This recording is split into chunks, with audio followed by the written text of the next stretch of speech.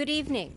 Welcome to the candidate forum from the League of Women Voters, NAACP, and the News-Gazette. I'm Carolyn Cassidy Trimble. If you have any questions, this is where the buck ultimately stops. I thought I would tell you quickly about our other candidate forums this spring. On March 1st, Champaign City Council chambers will have the Champaign City Council candidates for District 2 and District 5.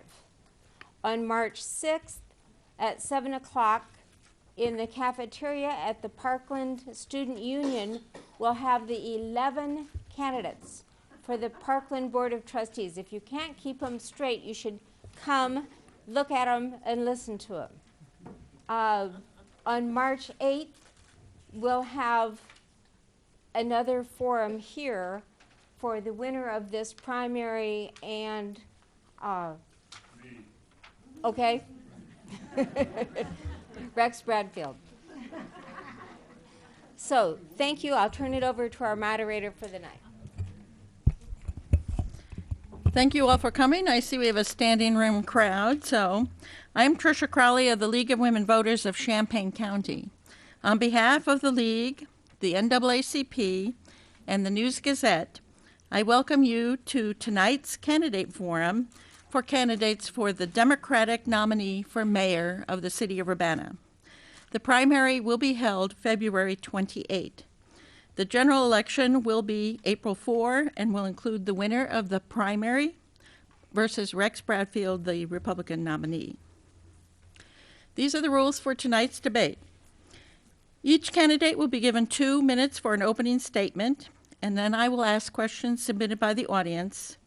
The candidates will have 1 minute to answer these questions, and at the end, each candidate will have 2 minutes for a closing statement. For you in our audience, we hope that you have questions for the candidates. There are people distributing and collecting cards for your questions.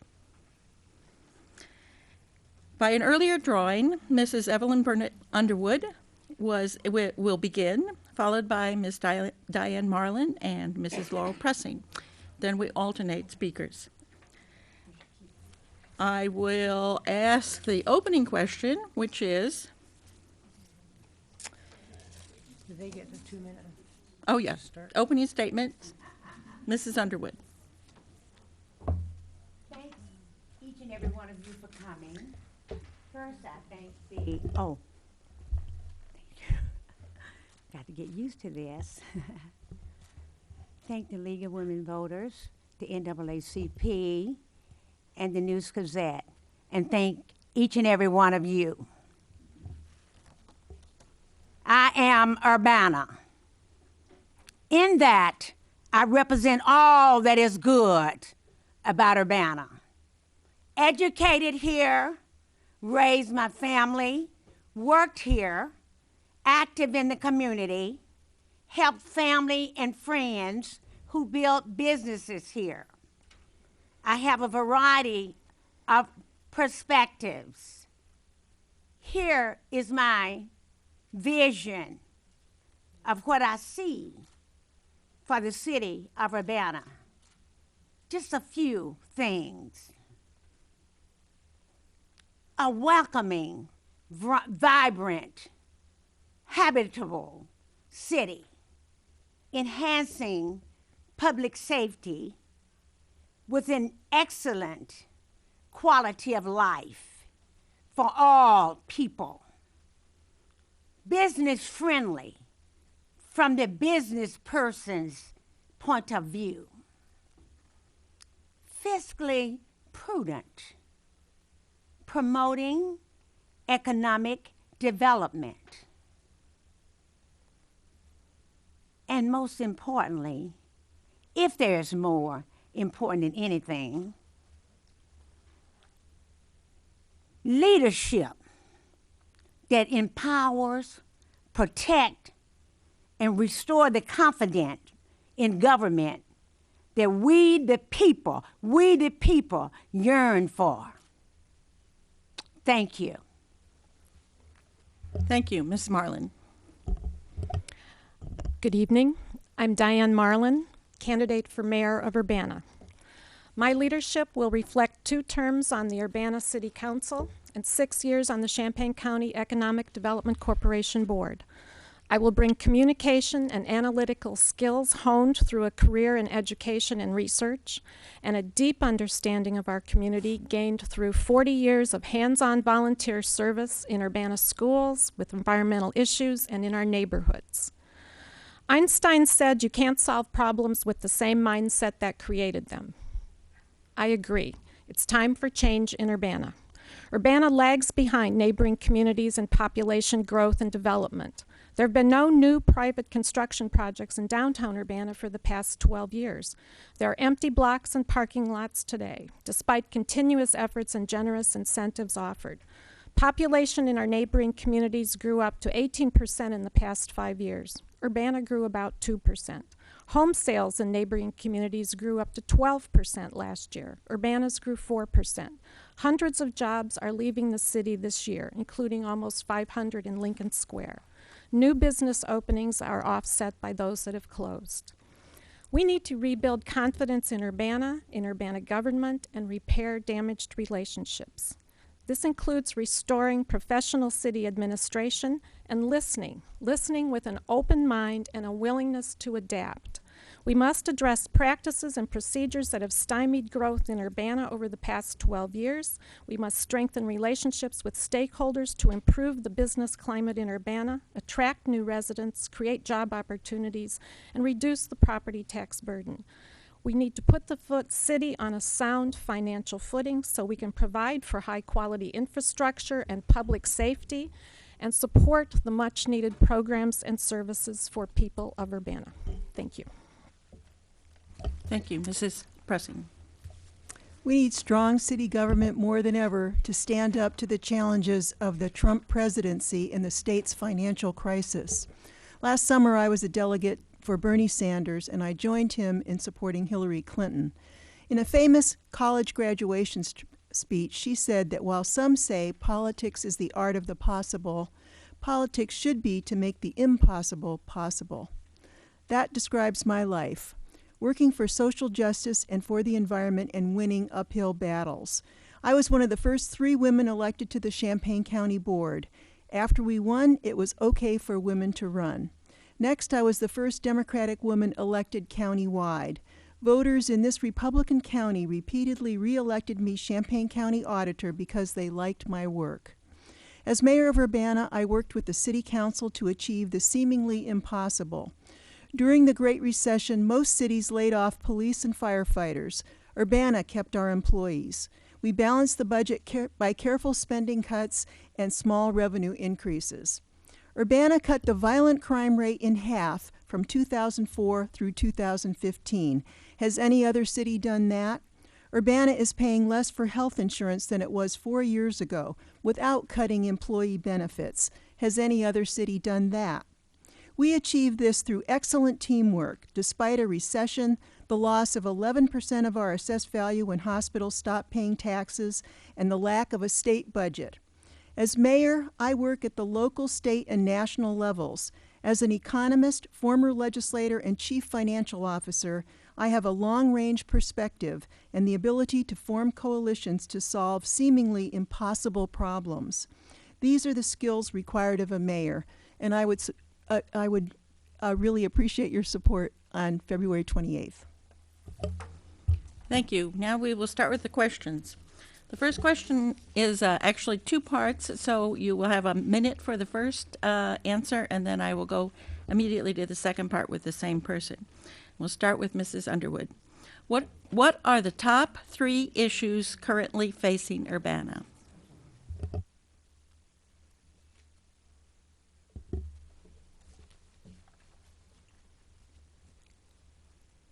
The top 3 issues, in my view, is we need a less bureaucratic and more of a government that is human-spirited, fiscally sound, and business-friendly. Our tax base in Urbana can be expanded. We can accomplish this by increasing economic development, etc. A government that is open, honest, transparent, responsible, that builds consensus. It needs to be more livable is the best word. I don't want to get into crime, because crime to some people means something else to others. Okay, and follow up, Mrs. Underwood. Based on the issues you have stated, what qualifications do you have to address these issues? I can go on and on, but let me be quickly about it. My qualifications, I have a PhD, I have a law degree, I have a specialist in ed administration, and my administration degree has to do with the superintendency. In order for one to get an EDS, which is an advanced degree, one can be a superintendent. Now, what does the superintendent have to do with being mayor? The superintendent runs an entire district. The mayor runs a city. Transferable skills. The type of classwork or coursework that I took, the type of internships that I did to get that degree is comparable to the type of thing that I would do for mayor. Okay. One other, Time is up, yes. Ms. Marlin, what are the top 3 issues currently facing Urbana? First and foremost is economic and development and growth. We ultimately need to strive to reduce the property tax burden on individuals. And as we grow as a community, it needs to be inclusive and focus on bringing people and including people who typically have been left out in the past. Secondly is addressing the issue of gun violence in our community. That's our most important public safety issue yet, and making sure our police force is adequately staffed. And the third, I think, is working to connect neighborhoods, to helping people achieve a citywide perspective, and for that. And then there's the fourth is probably at the top of the list, is restoring professional administration to city government. Okay. And based on the issues you've stated, what qualifications do you have to address those issues? I've lived here for 40 years. I've served on city council for 8. I have the ability to listen to people rather than dictate, and I have the ability to bring people together and work together in coalitions. I think one of the most important things we can do is listen to the stakeholders who live in this city, who care about this city, who really love this city, but who have disengaged, particularly from investing in this city. And I've spoken to and listened to a lot of them over the last 6 months. And these are the people who can tell us what we need to do as a community to move forward. And Mrs. Prussing, what are the top 3 issues currently facing Urbana? Well, I'd say the number one is that our property tax rate is higher than our neighbor city of Champaign, and that's because of the hospitals. We have 2 regional hospitals not paying their property taxes, but we have a case before the Illinois Supreme Court. I think we also are working very hard on police-community relations. I think we have an excellent police department, but we have experienced a real decrease in crime over the last 11 years, but we had an uptick in crime this year. And that's something that needs to be addressed, and we're certainly working with young men who have contributed to this problem, trying to get them on a better path, but I also think we have to work with very young children. We need to continue to promote economic development, and I think people need to know that we have added 115 new businesses or expanded businesses just in the last 4 years. Even during the recession, Urbana was adding new businesses. Okay, and based on these issues, what qualifications do you have to address the issues? Well, I've been the mayor, and I have lowered the property tax levy, and we found other sources of revenue to make up for that, but we're very conscious of that. I'm an economist with a specialty in public finance. I was the county auditor for 16 years, and I think it was the best county auditor's office in the state of Illinois. And we won awards for excellence in budgeting and excellence in accounting. And I was an urban and regional economist, so I know about bringing business development. And I serve on the Police Training Institute, or the Illinois Law Enforcement Training Standards Board, and I've been promoting keeping the Police Training Institute here at the University of Illinois because it's the best in the state. And I think there's nothing more important than excellent training for police officers these days. Thank you. For the next question, we'll start with Ms. Marlin. As mayor, what will you do to reduce violence and help keep all communities safe in your city? The short term, there's two ways to approach this. One is to, of course, address the short term issue, and the second and the most important is to look at some of the root causes. And I have served for the past 2 years on the steering committee for the Fresh Start initiative, which is our effort to deter gun violence in Urbana, and it gets at some of the root causes. If people have an alternative path, if they have hope, if they have an opportunity for education and training, they're less likely to pick up a gun and start shooting. And that's the philosophy behind the Fresh Start program. So I was very happy to serve on that steering committee and help launch that initiative. Long term, we also need to be reducing stresses felt within families. We need to adequately staff our police force. We need to engage the community. It's the police can't do it alone. It's a community effort. We need to focus on adequate management and maintenance of rental properties. So it's a multifaceted approach. All right, Mrs. Prussing, as mayor, what will you do to reduce violence and help keep all communities safe in your city?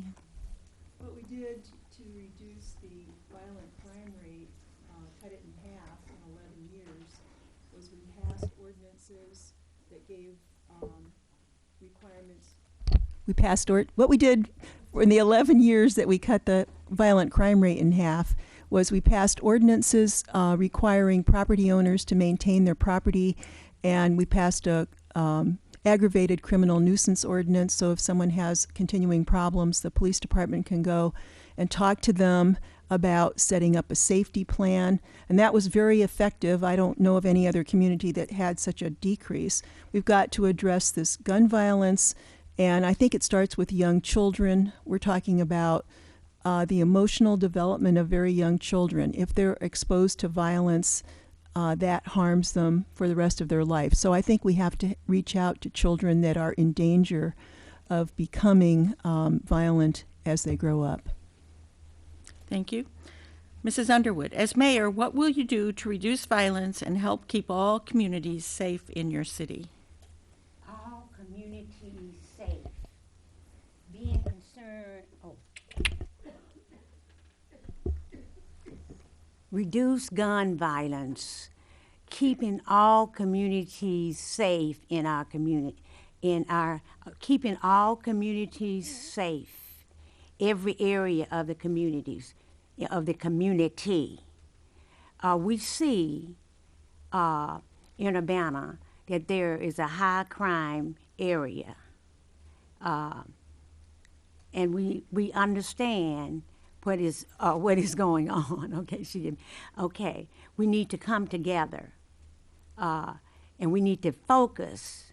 I've talked to a lot of people. I hear what the mayor and Ms. Marlin is saying, but I've been at the city council meetings, and I've talked to people who disagree with some of the things that they're saying.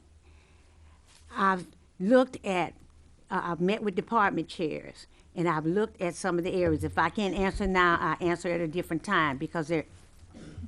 Okay.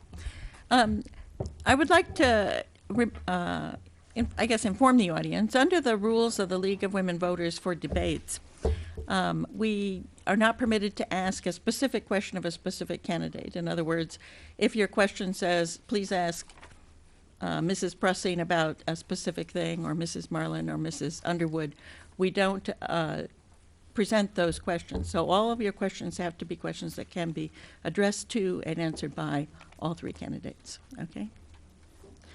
All right. And now we're going to start with Mrs. Prussing. As mayor, what can you do to bring jobs and economic development to Urbana? Well, we have an enterprise zone that's being used to increase residential development, and I know the developers are very happy with that. It's stimulated a lot of new housing projects, and we're also constructing roads. We did Olympian Drive, and it's connecting with Lincoln Avenue, and that is zoned for light industrial. So we are trying to bring jobs here, and it's a combination of many different efforts. And certainly one of them is having good schools and training young people in the skills that they're going to need for jobs. And I think that we need to get some of the practical education on construction trades and things back into the high school. All right. Mrs. Underwood, what can you do to help bring jobs and economic development to Urbana? Is that the same question? The enterprise zone, we just submitted, I think it was 2014, if I'm not mistaken, to the Commerce, and the enterprise zone include not only business area, but the residential areas also, and people moving in can utilize that. And the businesses, if we ever get them, the mayor talked about so many businesses, but I see Urbana dying, and I don't want to see that. I've gone around and I looked, and even the infields, where are they? What's going on? And from what I understand and what I've read, the boneyard, I've looked at the comprehensive plan, and I don't see anything too much more going on there with all the money that we've spent, with all of the funds. Seemingly, it should be more. I don't want to take too much time with that. I want to go on and talk about the young people. That's Okay. the time for that question, so we just have to move on. So, Mrs. Marlin, what can you do to help bring jobs and economic development to Urbana? Well, my years on the Economic Development Corporation Board taught me one thing, and that is most economic development comes from within a community. It doesn't come from a multinational corporation deciding to locate here. And you need to cultivate and maintain relationships with your local investors, developers, and builders. And the most important person to talk to is the person who has stopped investing in Urbana. And so I've reached out to many people over the last 6 months who formerly invested in Urbana and who haven't recently, and asked them the same question: why have you stopped? And they told me to a person, we love Urbana, we live in Urbana, we care about Urbana, but we can't put one more dime into this city until you make it easier for people to invest in Urbana. And it's also a question of personal relationships. So we need to seriously look at specific procedures and practices that have been used over the years to see how they're impacting business, and work with the community for suggestions on ways that we can modify them. Okay. This question starts with Mrs. Underwood. What are some of the ways the city will address through social action increased gun use and gang activities? Some of the ways that we can increase, You can address the increase. of gun use and gang activity. I believe that we need to get something for our young people to do. Even tonight, when I was over at a restaurant, I was talking to some young people. They said, we have nothing to do. Even they have closed up the schools who's supposed to have programs, Prairie School and King School, for young people to have a program in the evening. They've closed it up. This is what they tell me. And they put a fence around it, nothing for them to do. a youth center. We need a youth center. What about a program for young people in the high school where we can have the trades? We can have the trades. A CNA program. There's certified nursing training where they can start right there. I did talk about some of the gambling. We got gambling everywhere. Yes, they're doing it in Champaign, probably twice more. And I know the restriction. Ms. Marlin, what are some ways the city can address through social action increased gun use and gang activity? One program I'm very proud of having helped start a couple of years ago was our Summer Youth Employment Program. This is similar to which is what's in the Champaign School District. We brought it to the Urbana School District through the Community Coalition. Not only does this provide an opportunity for high school age students to be employed in the summer, but more importantly, it provides an intensive week or two of orientation and training, soft skills, how to go on a job interview, how to dress, how to talk, how to interact with the public, how to open a savings account, a lot of the skills that they will carry with them through their lives. So those sorts of programs, and I would like to see some of those youths at least placed in the city of Urbana. We weren't able to get any this year, and I would look forward to including them next year so they can have mentoring from city staff. But that's an example of an innovative community-wide program that addresses some of these issues. Mrs. Prussing, what are some ways the city will address through social action increased gun use and gang activity? Well, as I said, we have the Fresh Start program for young men that have already been involved in it to try to give them alternatives, a job, a caseworker to help them with whatever they think is missing in their life to get them on the right track. But again, I think it goes back to very early childhood. There's an emphasis on emotional readiness for learning for young children. And I think there are children that come from a very deprived background, and we should be helping them very early in their lives rather than letting them drift off into, people that start killing each other.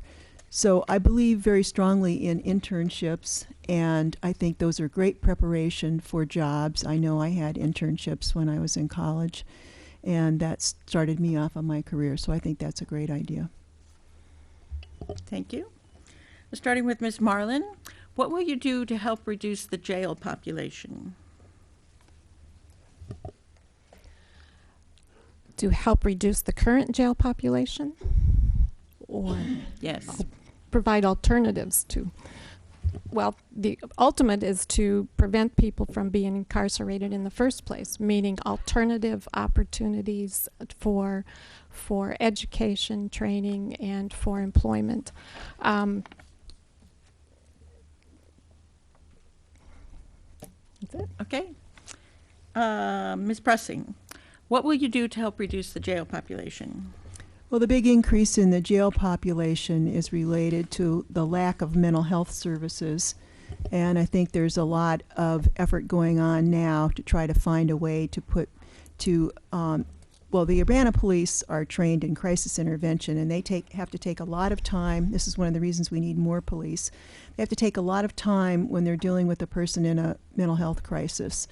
And sometimes there's no place to take them. So we're working with the county and eventually with the city of Champaign, I hope, to find a place where people can be evaluated and treated. But because the states stopped funding mental health, the jails of this country became the largest mental health centers, and it has fallen to the police departments to deal with people who have mental illnesses that should be not in jail, but sometimes they end up in jail because there's no other place to put them. Thank you. Mrs. Underwood, what will you do to help reduce the jail population? I think we need to go back to the Summer Youth Employment Program. We need to go back to some of the other programs that our mayor and our city council woman have talked about that we have here in Urbana that we've given over to community development and all. We as the leadership need to get in there and work with all people, all people.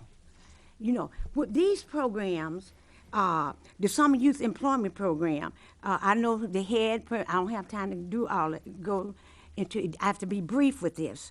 But what we need to do is not deal only with the high level, they got to have 2.0 or better, they got to have this, they got to have that. We've got to deal with the at risk, the real at risk. Now, I want to get, okay. Thank you for respecting our time limits, Mrs. Underwood. I will. Mrs. Prussing, what will you do to increase small business opportunities to African Americans, women, and people of color? Well, the city has purchasing policies where we specify that we're going to have an adequate representation of minority businesses. And when we are dealing with developers, we ask them to put that in their plans. And the city, of course, is committed to equal opportunity for everyone, and you see it in our human rights ordinance. If there's are employers that are discriminating against people and we get a complaint, our human rights officer will go talk with the employer and work with them on how to get that improved. Thank you. Mrs. Underwood, what will you do to increase small business opportunities to African Americans, women, and people of color? We need to do more. We've sat, my husband and I, for a number of years at the city council meetings. So we know what's going on. And since I've been running for mayor, I've met with the tourism people. I've met with our lovely people here in the city, the department chairs, because I love to do my homework, to try to find out and read and all that. I've been reading for years, but I want to read more and find out. I've met with Craig Ross. I've met with a lot of people who've trying to work to do some of these things, and you're going to cut me off, I know, but let me say that there's some things being done, but more things need to be done.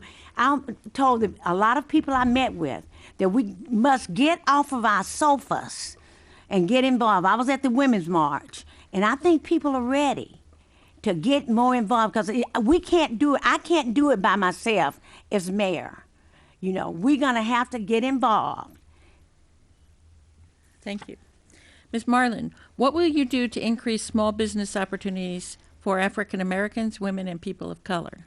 Well, we have to be intentional about it. We have some informal policies in Urbana, but I met last week with an expert in minority, women, disabled, and veteran business enterprise programming, and I learned a great deal from him as far as what a city can do to develop a program for procurement strategies and involve in increasing and ensuring minority and women involvement. This involves things like unbundling contracts, conducting workshops, education on how the contracts work, that sort of thing. The city of Champaign is considering these similar programs. I think it would be good if Urbana and Champaign had similar programs so that people can work seamlessly across the two communities. But you have to be intentional about it, and we need, I would favor developing a program focused on this. And this question, we start with Mrs. Underwood. Do you believe you can support sanctuary cities consistent with an oath to uphold the Constitution of the United States? I wanted to say, first of all, we got, on the other question, I didn't get an opportunity to finish quickly. We have the University of Illinois there. Now, I know we have the Small Business Association, I think that's the name of it, with who's is one component of the EDC, and they've been doing some things. I know the name of the lady who's working with. They presented here at the city council meeting. Now, the sanctuary city is been passed here by the city council. The 1986 the 1986 informational piece that was passed, I'm trying to hurry, was passed in 1986. I can't think of the name of the attorney. He sat with me right next to me here at the city council meeting, and it was passed already. So that's been passed. Is that what you're asking me? By the Urbana? I guess. It's been passed here. So that's settled. Now, are you saying, should we reconsider that? Well, your time is up, so. Okay. Go on to, Ms. Marlin, do you believe you can support sanctuary cities consistent with an oath to uphold the Constitution of the United States? Yes, I do. The Sanctuary City resolution that was passed by the city of Urbana affirms basic human rights and protection of those rights. And while Urbana passed a resolution, what we are doing is very, very similar to what most other cities in this nation are doing in terms of protecting the rights of immigrants, whether or not they call themselves a sanctuary city or not. And in actuality, if the president chooses to punish cities who protect and stand up for human rights, then he's going to be punishing the entire country. Thank you. Mrs. Prussing, do you believe you can support sanctuary cities consistent with an oath to uphold the Constitution of the United States? Well, I did support it. I drafted the resolution with the help of some council members. The U.S. Constitution is based on protecting human rights, so our resolution is simply that we will not ask about someone's status as an immigrant. If they encounter the police or any city service, we will address the person's needs. We're not going to discriminate against anyone based on their status as an immigrant, or documented or undocumented. And I think there is a lot of legal weight behind that. We got good advice from the attorney who drafted the original 1986 resolution, Francis Boyle at the University of Illinois. And when the U.S. Conference of Mayors last year asked about which cities would welcome Syrian refugees, there were 4 cities in Illinois that spoke up: Chicago, Evanston, Normal, and Urbana.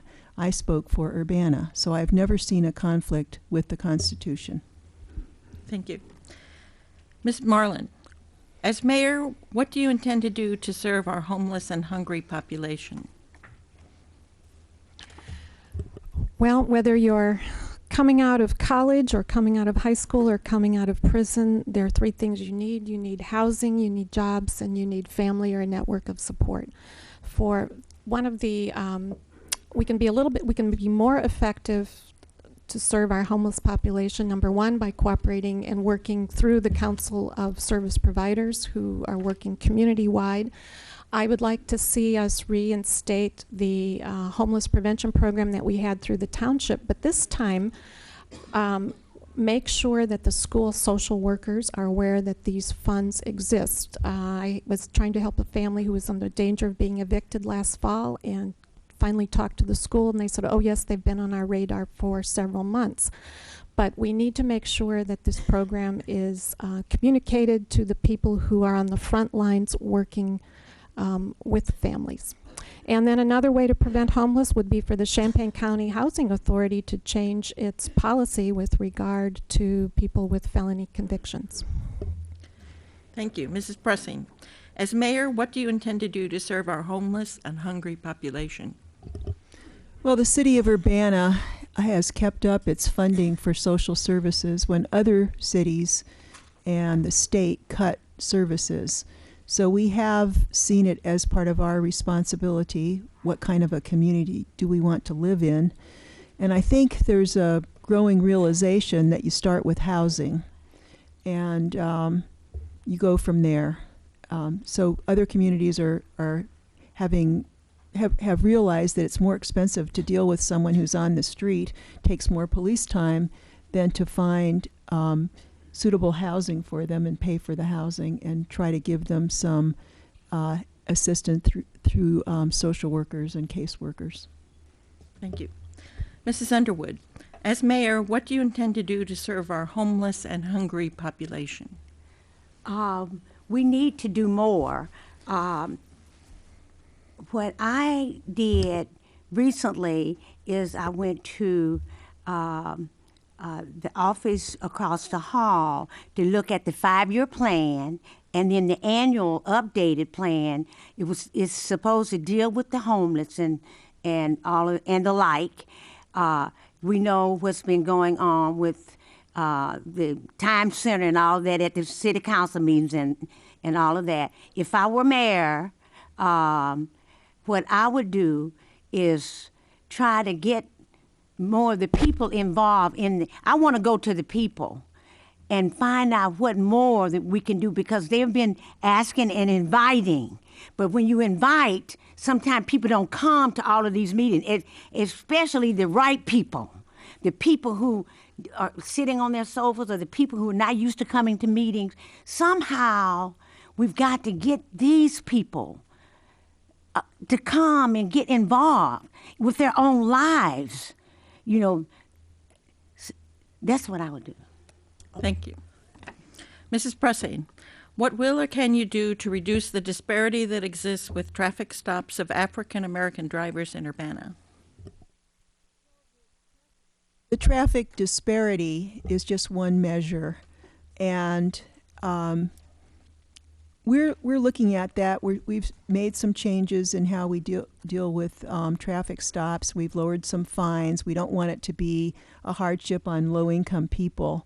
But I think the real problem is a crime problem of the 4 murders that were committed in Urbana, which was unheard of. We had 4 murders in 2016. Usually we had 1, 2, or mostly 0. 3 of them were African Americans. And so there's a crime problem where there's a bigger disparity than the traffic stops. So I think it's a mistake to just focus on the traffic stops and say that proves that there's discrimination. The police are responding to calls for help. And I think when we looked at these statistics, the United States Department of Justice says you really can't rely on the measurement of the stops relative to the population, because most of the people driving, half of the people driving through Urbana don't even live here, so population is not a good measure. Thank you. Mrs. Underwood, what will or can you do to reduce the disparity that exists with traffic stops of African American drivers in Urbana? I was very involved in that committee, and we've been involved in kind of to all the meetings. However, I want to talk about policymakers and what we can. Oh, I'm sorry. So my time is almost up. I want to talk about policymakers. That's important. I don't want to put the burden on the police. They're law enforcers, law enforcement. Now we do, the city council have employed a statistician, and that's good. But I'm not satisfied with that. I believe, and my son is a professor of sociology, and I've talked to some more sociologists, and we need to do more as it relates to that. And I plan to do the 3 R's. I've come up with the 3 R's. Now, this is not policy making yet, but if I were mayor, I would get into more of that, and I got the 3 R's right here. Thank you. Ms. Marlin, what will or can you do to reduce the disparity that exists with traffic stops of African American drivers in Urbana?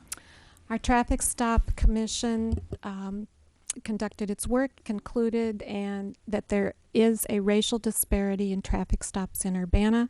We've begun to implement recommendations of the task force, including reducing some fines. We've hired an analyst to better break out the data. We've also hired a person to work in the Human Relations Office with an emphasis on police community relations. But bottom line, we need to work and have a goal as one of our goals to reduce disparities in traffic stops. The last piece of the puzzle was looking at location of stops in relation to other factors. We now have about to purchase the software to do that, and that's the last piece of the puzzle that we'll need in order to have the information that we need to make on which to base policy. But ultimately, our goal needs to be to reduce the racial disparities that exist in traffic stops. Thank you. Mrs. Underwood, do you support adding police officers to achieve staffing levels that are comparable to similar municipalities? Before I'm for the police, I did a ride along the other day, and it was a good thing. It was a good thing. First, I would like to talk about the need assessment study that was done by the Learman, for the Learman people by from the planning department at the University of Illinois, Department of Planning, the planning department. Y'all know what I'm talking about. And they found, I guess a lot of people talk crime and a lot of stealing and all of that. And it was, but I think the findings, it's not come out yet, but I think it might show that a lot of it had to do with some of the blight, and we need some more businesses and all of that, and a lot of that, and a lot of other factors need to be taken care of. Now, let's talk about the 3 R's right quick. Oh. Ms. Marlin, do you support adding police officers to achieve staffing levels that are comparable to similar municipalities? Yes, I support adequately staffing our police force. I regret that requests for additional officers had been turned down over the past 5 or 6 years, so that now we're faced with increasing, all at once. But the fact is we need to staff our police force, make sure our first responders have the equipment and support that they need. Thank you. Mrs. Prussing, do you support adding police officers to achieve staffing levels that are comparable to similar municipalities? I certainly do. That was my proposal. And if someone wants to say that we should have been adding them all along, I would point out that we did go through a recession. We had a hiring freeze. We didn't let anyone go. It was difficult enough to keep our existing force, and that's what we've done. But I did add 2 more officers during the recession, and I added 5 officers when I first got elected mayor, and that's part of the reason that we were able to reduce the crime rate. And I say I came up with a way to finance paying for the police, and I didn't shrink from it. When we had the murders, I called the police chief and said, "It looks like we're having a shooting war. I think we need more officers. How many more do you need?" And he said 5. So I came up with a way to finance 5. We're adding 2 now, and I'll be working to add 3 more in next year's budget. But I did not shrink and say we couldn't do it in the middle of a fiscal year. We had to do it, and we did. Thank you. Ms. Marlin, can you speak to the current infrastructure in regard to police buildings, storage, and equipment? Police building, storage, and equipment? I can't speak to that specifically, but I will say in general, I think we are long past overdue for a general facilities study and programming needs assessment in the city. I think it's been about 15 years since we've actually looked at how we're utilizing people and spaces, how they're working together, which facilities are losing money, and it's the sort of plan that needs to be done periodically so that we can position this city for the future. I co-chaired the facilities plan for the school district about 7 or 8 years ago. We worked with, it was a community and staff combined, and we utilized the resources and expertise among the community members and the staff and came up with a very good facilities plan. So police storage equipment and that sort of thing would be certainly part of looking at an overall facilities plan. Thank you. Mrs. Prussing, can you speak to the current infrastructure in regard to police buildings, storage, and equipment? We just don't have any spare space in this building, so we need to do a study, and the problem has been finding the money. we could do a study, but if we don't have the money to do any expansion of the buildings, it's not really appropriate to spend it. But that's certainly high on my list. If we win the lawsuit with the hospitals and we get some more financing, that would be one of our top priorities. Thank you. Ms. Underwood, can you speak to the current infrastructure of the police buildings, storage, and equipment? I thought at one of the meetings they had talked about looking into the building next door or something like doing something with the building next door, trying to get some more space for the entire city. But I don't know, was that a year or so ago, but I don't know what happened with that. That's the only thing I know as an outsider. I haven't seen anything in what I've read to date about it, so that's all the information I have so far. Mrs. Prussing, how would you approach the revitalization of downtown Urbana?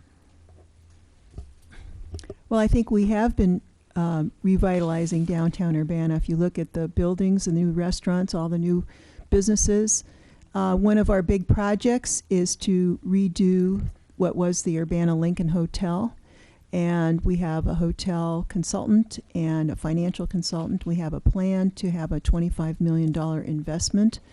And we went to Indianapolis, and they said, this was with another developer who's bought Washington School from the school district and is doing development. But they said that the revitalization of downtown Indianapolis was spurred by hotels. And I've also been to Oklahoma City, where they had a historic hotel that was redone, and it has also been the economic engine of the downtown. So we figure if we get a thriving hotel, we have national firms that are interested in running it. We have a distinguished firm that has done historic hotels around the country. And if we get that going and get convention business, I think that will help the rest of the downtown businesses. Thank you. Mrs. Underwood, how would you approach the revitalization of downtown Urbana? I would watch the hotel. We've been down that road before. And I would have to, given what I've learned in talking to other business people, and one of our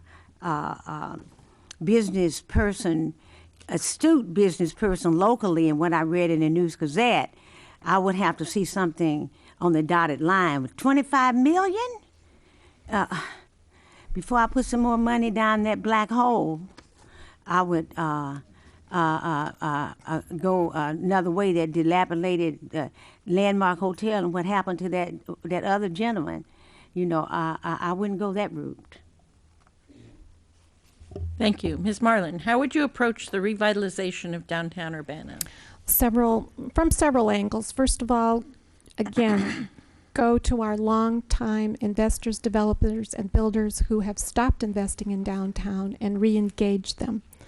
Secondly, be open to new and innovative ideas for festivals and events downtown. The Imbibe Urbana events over the last few months, I think, are a great example of people starting something and bringing something new to Urbana. Reinvigorate our festival. The Sweet Corn Festival needs to be reinvented. It's worn out and tired, and we need something new.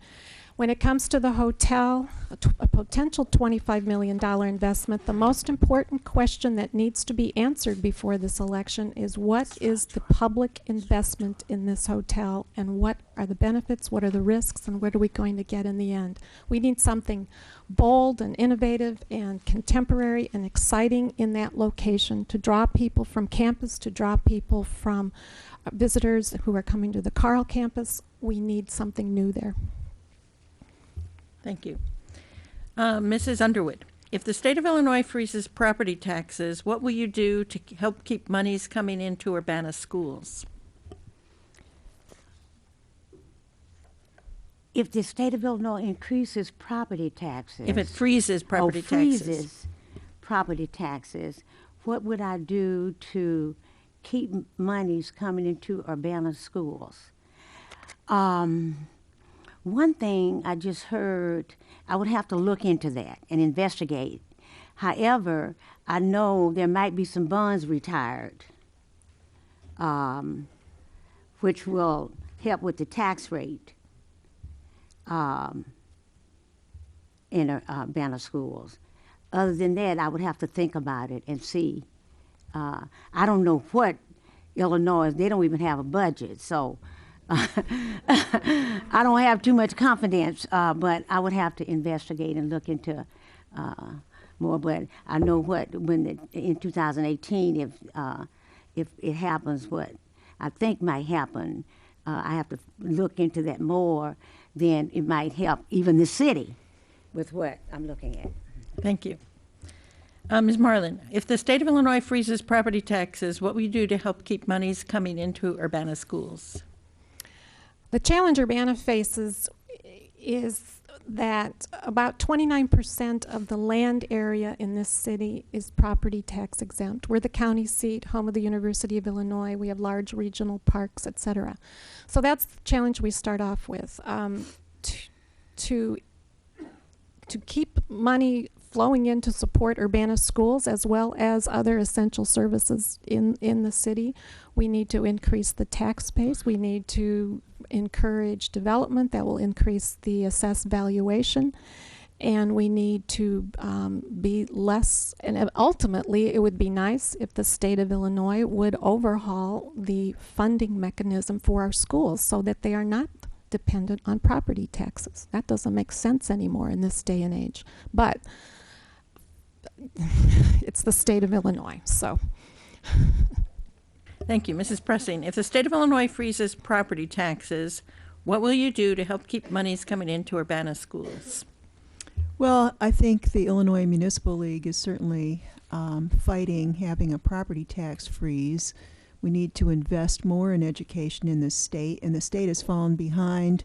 They're supposed to be funding half of this cost of schools, but it's fallen more and more on local property tax owners, payers. So we obviously need to redo the school aid formula. That's been something that's been before the legislature for a long time. I don't know if they're going to do anything about it, but it just sort of seems that what's happening in the legislature is undermining the future of this state.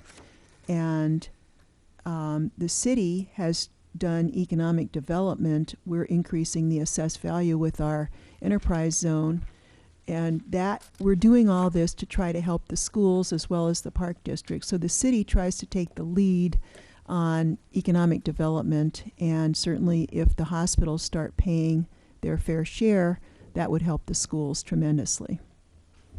Thank you. Next question, we're starting with Ms. Marlin. What will you do to improve the environmental sustainability of Urbana and prepare for climate change impacts?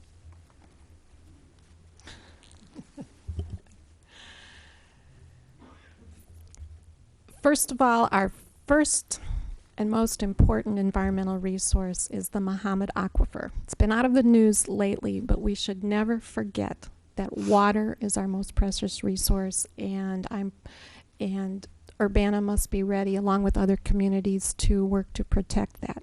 We have a climate action plan, which is being implemented, and we are a bicycle-friendly, multimodal transportation city. We are committed to environmental sustainability. Thank you. Mrs. Prussing, what will you do to improve the environmental sustainability of Urbana and prepare for climate change impacts? Well, one of the first things I did when I got elected mayor was to create the Sustainability Advisory Commission, and we hired the first sustainability coordinator, and Urbana created a long-range plan, and we got an award from the Sierra Club for our plan. So we have a definite plan to reduce our greenhouse gas emissions, and we have we're doing solar on city property, and we've encouraged people to have solar installed in their homes. And so I think Urbana has made great strides in meeting our goals for climate action, and we're one of the leading cities in the United States on that issue. Thank you. Mrs. Underwood, what will you do to improve the environmental sustainability of Urbana and prepare for climate change impacts? I see that they do, Urbana does have a plan in place, and they take a look at it annually. However, with the solar, my son, my George's son, just got involved in that, retired military son, and I was talking to him, and a lot of cities now are trying to get people on staff who can do grants and all. And I don't know now with the change in guard at the top in the federal government, but it's so expensive. My husband and I started going to a lot of those meetings when they had all the signs, but it's just so expensive. But we would want to do it, but I don't know. The city does have a plan. Thank you. Mrs. Prussing, how would you improve the leadership and effectiveness of the city's efforts in community development and economic development? Well, I think we've made a lot of progress. Our people are, the school district and the park district seem to be happy with our TIF efforts and our enterprise zone. So we've added a lot. We have a thriving downtown. I think anybody who saw it 20 years ago versus now would see a huge difference. And as I said, we had 115 new businesses or expanded businesses just in the last 4 years. And if you'd like to look at the names of the businesses, you can look at my campaign webpage, www.laurelprussing.com, and we have a list there. And people are sometimes very surprised to find out all the development that has happened. They haven't heard of some of these businesses, but they're thriving and they're expanding. So enterprise zone, TIFs all seem to have worked very well. Thank you. Mrs. Underwood, how would you improve the leadership and effectiveness of the city's efforts in community development and economic development? I see now that we are a member of the tourism. We're back with them, and I have met with, had some of my people to go meet, and I've gotten information, and we need to be more involved. I've looked at some of the things that they sponsor. We could be more, have more of a presence there, and economic development. I know that we have people on the board there, but when I see some of the things that are sponsored, you know, I see Urbana's name is not on that, some of the events and all. And also, my husband and I are members of some organizations, and when we're there and we're listening, and my ears more attuned now, nobody want to come to Urbana. And afterward, they want to talk about it because, you know, we have to be together. But afterwards, when I'm talking to them, they give me the reasons why, and I don't like what I hear. We gonna have to change things, and I'm a change agent. I'm an agent. Thank you. Ms. Marlin, how would you improve the leadership and effectiveness of the city's efforts in community development and economic development? Well, I think one critical way to improve the effectiveness and efficiency of our government in general is to fill the vacant city administrator position. It's been vacant for 10 years. This is a position, administrative officer position. It's provided in our city code with a specific job description. A city with 250 employees, a budget of $55 million, when all the complex issues that we're facing, the trend nationally, even among cities with a mayor-council form of government, according to the National League of Cities, is to have an administrative officer. This will help the mayor, the city council implement the policies that are passed. It'll provide coordination among employees and another channel of communication with the public. And I intend to fill this position by forming a search committee composed of community members and staff and find and hire the very best position for this job. But I strongly believe that effective government begins with best practices in administration and management. Thank you. Mrs. Underwood, if elected mayor, what changes would you make to improve the outlook for youth in our community? We need to change the outlook for youth in our community. And first of all, there's no big I's and little U's. And as an educator, and as everything that I am, we've got to make sure that we don't make a difference. If they are not up there, we got to help them to get where they need to be. But I find it everywhere that we want to just get the cream of the crop. And the at risk, well, they might hurt and we won't be able to get the money because they're not gonna, then we're not doing what we need to do. So the ones we really need to help, and that's where my heart is. So we're not gonna change things unless we change from the bottom up. Thank you. Mrs. Marlin, if elected mayor, what changes would you make to improve the outlook for youth in the community? Well, my background is in health and in family resiliency. If you're going to help youth in this community, we need to help do whatever we can in the city's capacity to strengthen families. That means whatever we can do in the way of stability in housing, job opportunities, opportunities in the neighborhoods,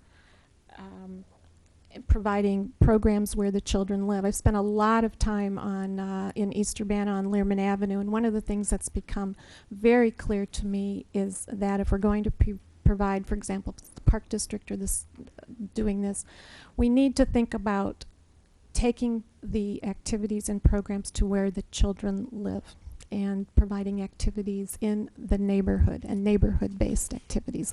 Not that the city can't do it alone, but we can support that. But the basic factor is, if anything we can do to strengthen families is going to help the youth in this community, and that's where we need to start.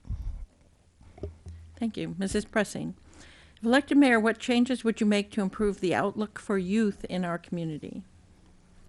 Well, actually, Urbana schools have done a very good job of bridging the gap between children who don't have very much at home and bringing them up to higher standards. They've been recognized statewide for that. So the city has done things to support the schools in terms of raising the assessed value and the Park District too. We have Head Start, which is run through the Regional Planning Commission. And I think the real thing, as I said before, is identifying children who need help growing emotionally so they can learn in school and having activities for children and families. I agree that the key thing is to help the whole family. When you see a child that needs help, that family needs help. Thank you. Mrs. Marlin, if you were elected mayor, what would you do for areas like Aspen Court in East Urbana, Sunnycrest Apartments on South Philo Road, which have been neglected for some time now? First of all, prevention is, let's see, an ounce of prevention is worth, well, I'm not even going to go there. I would say enforce and our ordinances consistently to prevent areas like this from deteriorating to the point where they've become now.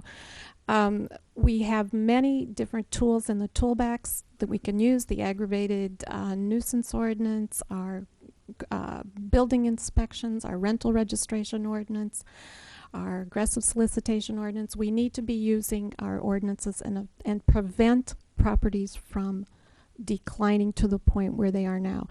When we and to work with our owners and managers to maintain basic security and maintenance and management standards. Thank you. Mrs. Prussing, if you were elected mayor, what would you do for areas like Aspen Court in East Urbana, Sunnycrest Apartments in South Philo Road, which have been neglected for some time now?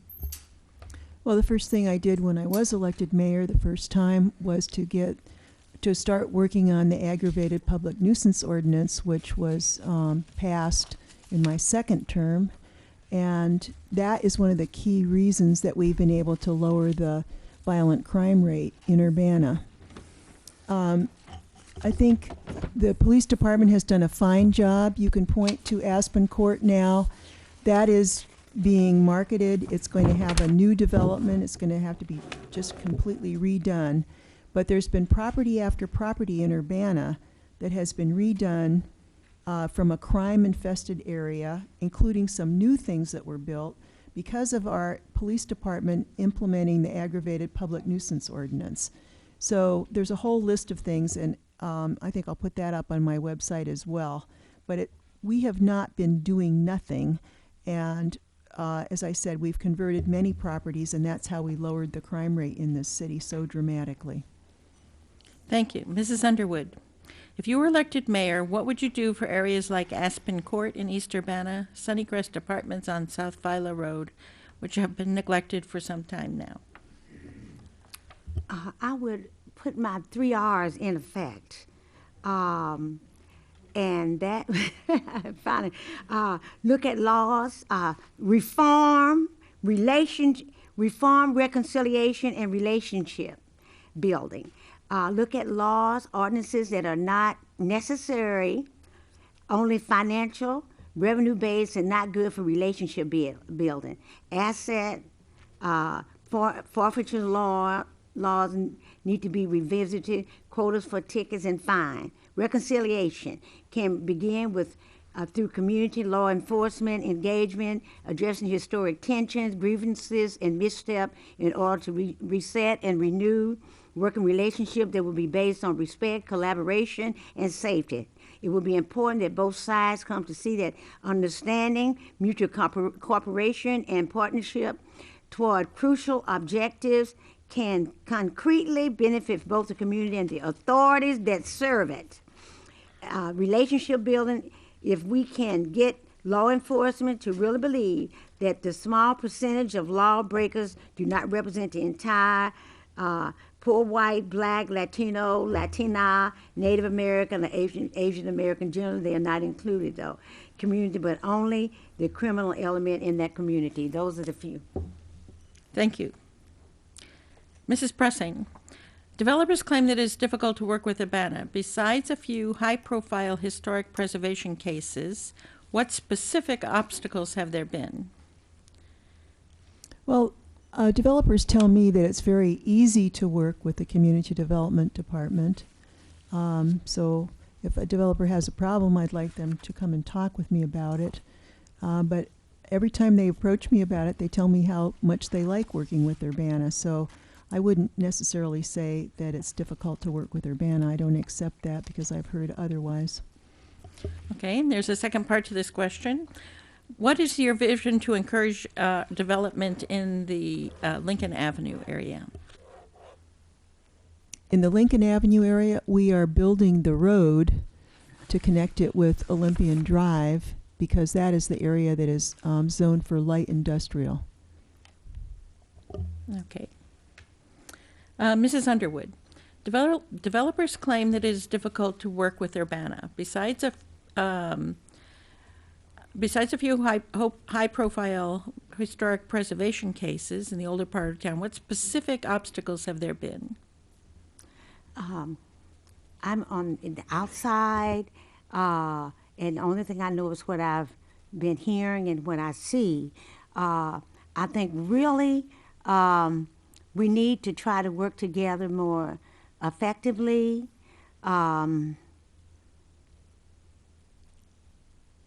I think we can do that if we come together as a city and as people and make sure that we are serving the people. I don't want to point out one department, but we need to come together as a city and make sure the people are first, because we're here to serve the people. And in reading the goals, that's what we say in our goals, and you can go online and take a look at it, and we need to make sure that we're doing that, what we say in our goals. Thank you. And then there's a further part to this question. what is your vision to encourage development in the Lincoln Avenue area? Now, the Lincoln is connected to that Olympia, from what I understand and what I've read and what I see. North Lincoln is, I assume that's what the question is talking about, because I don't see anything but gambling up in Lincoln where I live. And I sure don't want to see any more gambling up in my area, because I live near Lincoln and in the north end, my north end, and I don't want to see any more gambling. And generally, I know there's some restriction, but we don't need any more gambling. However, what are we doing with the gambling money?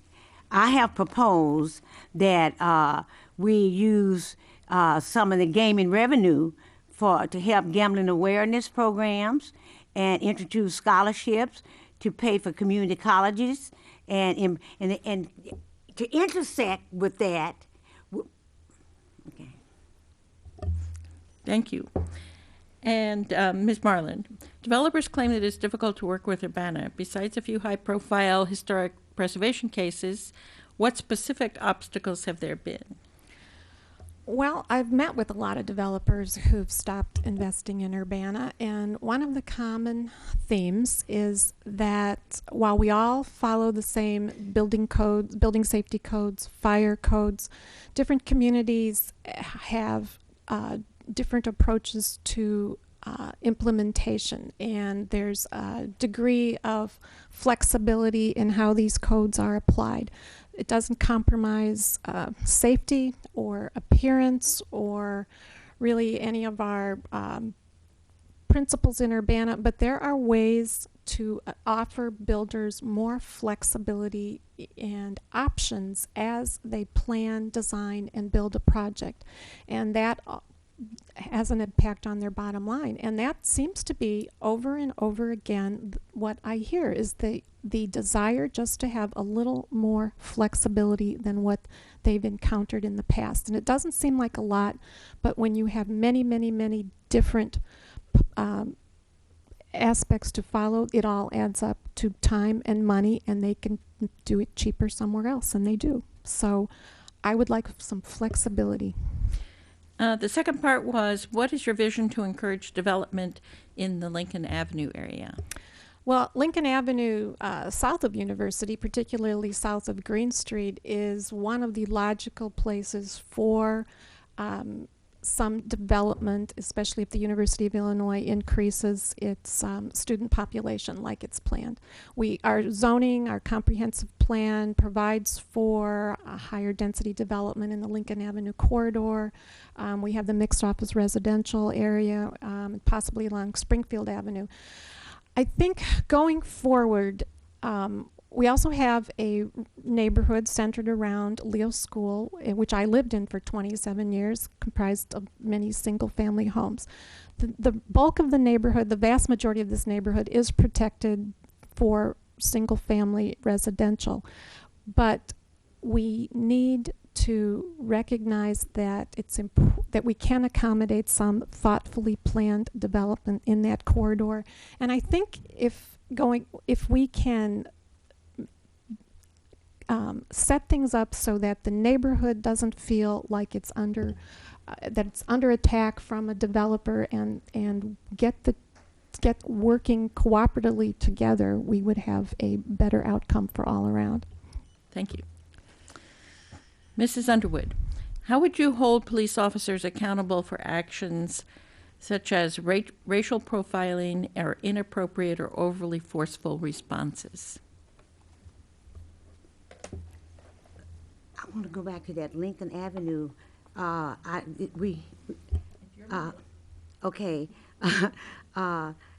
That corridor, and by the university, that Springfield, that West Urbana.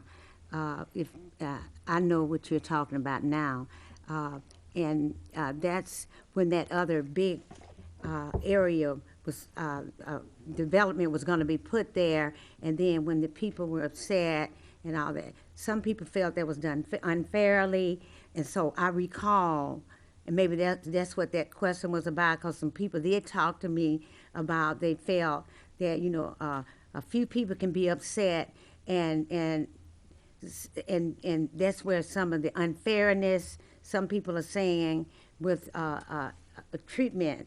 So I'm not that familiar with that. The only thing I know is when I was coming to the city council, and then since I've been running for mayor, some people have talked about that to me. So I do know about that now. I'm sorry, but your minute was, Well, then I get that the Okay. next time. Okay.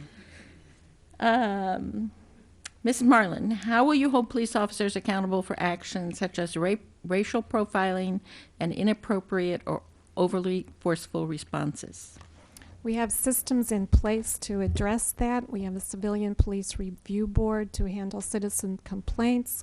Of course, the buck stops also with the mayor and with the police chief, and those two individuals would be accountable for those actions. All right, and Mrs. Prussing, how will you hold police officers accountable for actions such as racial profiling and inappropriate or overly forceful responses? One of the first things I did as mayor was to set up the civilian review board for the police, not because I thought we had a bad police department. We have an excellent police department, but I thought there should be civilian review, and I've always thought of it as being like the good housekeeping seal of approval. And while other communities have paid out millions of dollars in lawsuits filed because of police brutality, Urbana has paid out zero. We have a very highly trained, well-trained police department, and they are trained to de-escalate situations instead of to aggravate them. So I think we have an excellent record in that respect. Thank you. And this is the last question, and after this question will be closing statements. We have a large pile of questions from the audience, so I appreciate your participation, but I'm afraid we're running out of time. So the last question will be, and we're starting with Ms. Marlin, what should the priorities of the new TIF district be? Which TIF district? Do I get to pick? Okay. You can pick. I'll take the downtown TIF district. The priorities should be funding developments that will transform an area. The Boneyard Creek redevelopment, which was a publicly funded project, is an example of a transformative project. I would like to see, if we're investing TIF dollars, a Lincoln Square Hotel for a project that will transform that area and position us for years to come. We do use TIF dollars for building renovations, for small business development grants, but I think the most effective use of TIF dollars is with projects that will return tax increment, and that's usually new construction over building renovations. Block north of the city building is another area. And again, we need to look at our local investors, developers, and stakeholders. Thank you. Mrs. Prussing, what should be the priorities of the new TIF district? Well, the priorities are to try to get the most we can in terms of increased assessed valuation, which is why we do TIFs. And I think the hotel project is certainly going to be a transformative one, and that's $25 million of private investment. We'll have some city involvement too, but that has been proven to be a game changer for cities. And as Ms. Marlin said, the property just north of the city building here is another development project. And we set up these projects so that they'll bring in revenue and sort of pay for themselves over time. We'll have the hotel perhaps having hotel motel tax help fund the project. So we try to do them as efficiently as we can to get the most out of the TIF district. Thank you. Mrs. Underwood, what should the priorities be of the new TIF district? I think I'm going to go back and answer this other question quickly about the racial profiling. And I would like to say first that the mayor spoke about the Civilian Police Review Board. It's kind of an appellate board, and also there's no subpoena power. And a lot of people didn't like that in the beginning, still don't. And one important thing is that the council and the mayor changed the whole rules and allowed Champaign people, all the people we have in Urbana, Champaign people can be on it now. And a lot of people disagree with that, but that is the rule now.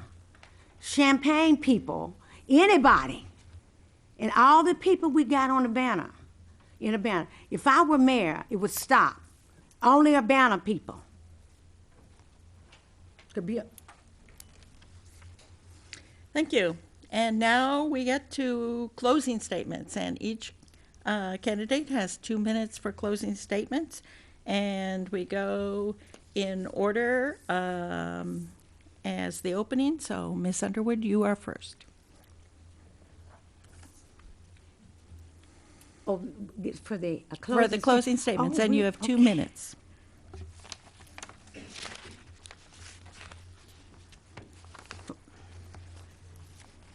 So we're not going to take any from the audience. We're finished?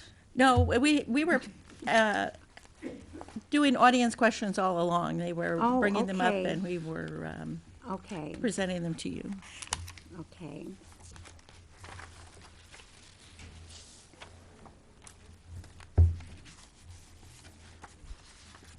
I'm going to try it.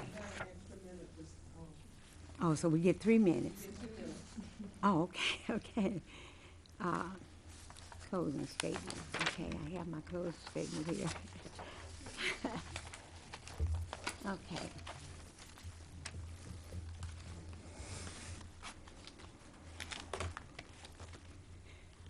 Thank you for having me here today, this evening. The people of Urbana are good people and fair-minded. Oh. The people, thank you for having me here today. The people of Urbana are good people and fair-minded. We understand that we all succeed when we all work together and feel heard. Oh, I thought I turned it on. I'm having problems. The great citizens of Urbana deserve a leader who has integrity, is willing to listen, work with others, who is transparent. I am that leader, and I have a plan for Urbana that takes into account what is best for the citizens, not just our solutions to our issues are better when we have heard from all of our citizens, our businesses, etc. We cannot afford more of the same. Some issues have not worked. Some things have not worked. My vision for Urbana are many, and I don't have time to talk about it tonight. However, we are the people. Oh, I got a little bit more time. Okay. Okay. This will not be a walk in the park. However, I am prepared to take on the challenges in order to make improvements. With the current political climate in the United States, people are disappointed, and the American dream appears unattainable. However, we need to stand together. We the people must and will prevail. Thank you. Ms. Marlin. I'd like to address an alternative fact that was given in the previous statement. There is not a $25 million private investment proposed for the hotel. Of the $25 million total investment, up to $9.5 million will be a public investment.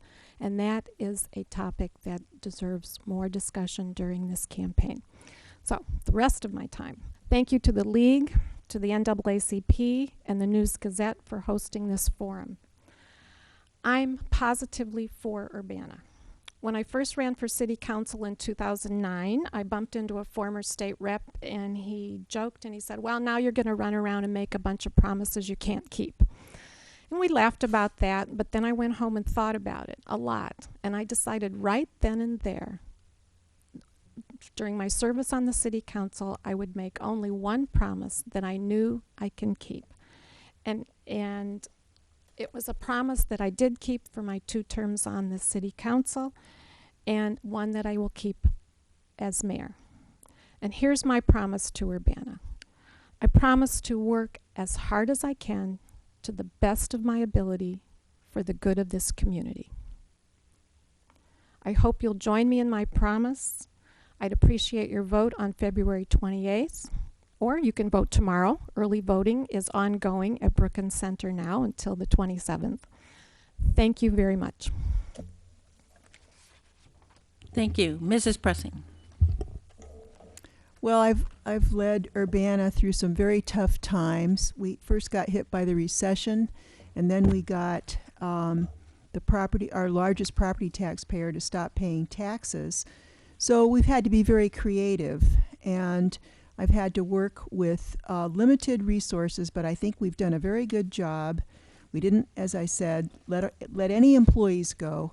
I'm an economist. I didn't want to make the recession worse by making people be unemployed. So we're one of the few cities that did that. And I'm working right now at the state level on a number of coalitions, which I started. One of them is to provide sustainable funding for 911 systems, because we saw huge increases in our 911 costs, and the sheriff of this county said he couldn't hire deputies because he wanted to pay his 911 bill. And I was able to work with that board and get them to lower the increases from 13% in the future down to 6%. So we got money to be able to keep our police. And I've been working to keep the Police Training Institute at the University of Illinois because it's the best in the state. And I'm certainly working to reform the laws which allow highly profitable hospitals to call themselves not-for-profit and not pay taxes. Carle Hospital had a profit of $165 million, and they didn't want to pay $6 million in property taxes. We're the only city that I know of that has cut serious crime in half. We've had an uptick this past year, but we're going to be dealing with that. And we're perhaps the only city in Illinois, and perhaps the only one in the entire country, to have lowered our health insurance costs without reducing benefits for our employees. So when someone says they could do better by hiring a professional manager, I'm comparing Urbana with cities that do have professional managers, and I think I have the history of being an economist and being the county auditor to keep doing the job, and I would appreciate your support and your vote on February 28th. Thank you. Okay.